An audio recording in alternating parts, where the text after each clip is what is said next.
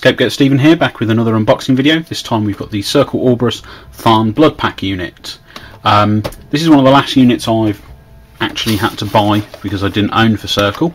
I personally was very dubious when I first saw their stat line.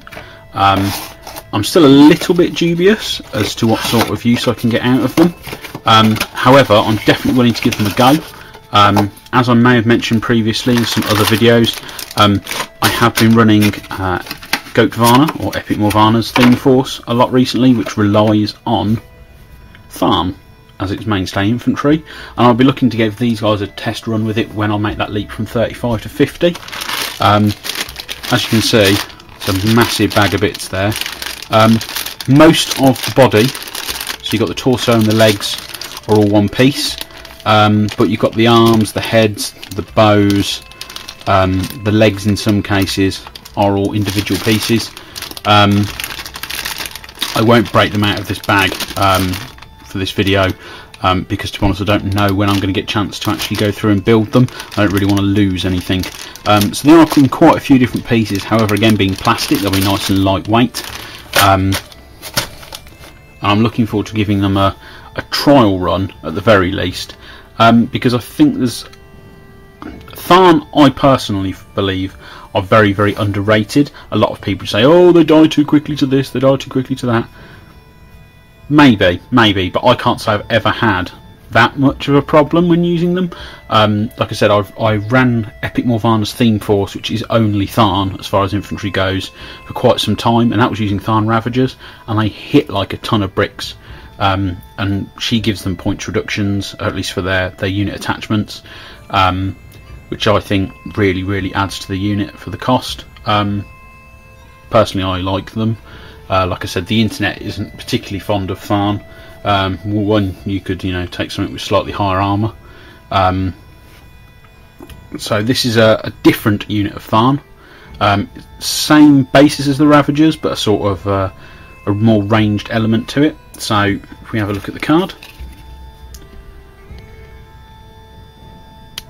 so there you go, Tharn Blood Pack Circle Unit. They are Speed 6, Strength 8, Mat 7, Rat 6, Defense 13, Armour 14, Fearless, Pathfinder. They have a range 12, POW 13 bow, and a POW 11 melee weapon. They all have 8 hitboxes, and they are 7 points for 4, or 10 points for 6. So, you're getting I would say, okay, Armour 14 I think is where basically people scream that they're terrible. I tend to run them, as I said, with Epic Morvana, and she puts out Fog of War, so they're actually running at Defense 15, Armour 14, Fearless with 8 hitboxes, which isn't anything to sniff at. And then you've got the rules on the back of their card. They've got Assault and Battery, which is an order, which is before their normal movement, affected models can make one ranged attack. During their normal movement, affected models must charge or run. The ranged attack is made before declaring a charge target. Quite nice, so you get a shot and then charge in. Heart Eater. This model gains a corpse token each time it destroys a living enemy model with a melee attack. This model can have up to 3 corpse tokens at a time. It can spend corpse tokens during its activation to boost an attack or damage roll, or to make an additional melee attack at 1 token per boost or additional attack.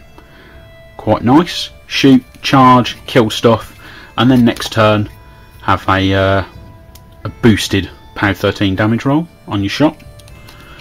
And then Tree Walker. This model ignores forests when determining line of sight. While in a forest, this model gains +2 defense against melee attack rolls and can advance through obstructions and other models as if it had enough movement to completely move past them. So as I said, I personally think they seem like an alright unit. I know the internet says that they're atrocious, and to be honest, I think for 10 points, yes, I might be able to find something that does not necessarily more work, but some different work. The thing I'm worried about when I'm putting them into the army is, yes, they're a medium-based unit, yes, they're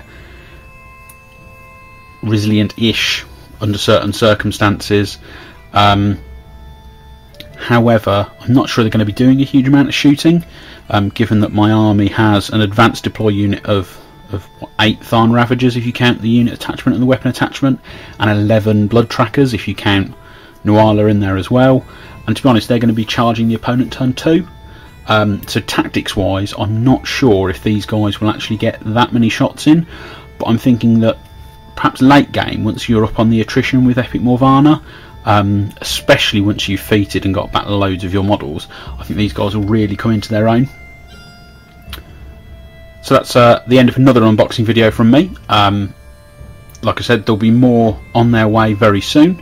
I've got a large backlog of models that I'm trying to get through at the moment. So if there's any specifics you'd like me to go into, or any perhaps Tactica for that Epic Morvana list I was talking about earlier, then feel free to comment below and I'll try and get a video up about it soon. So thanks for watching. This is Scapegoat Stephen. Goodbye.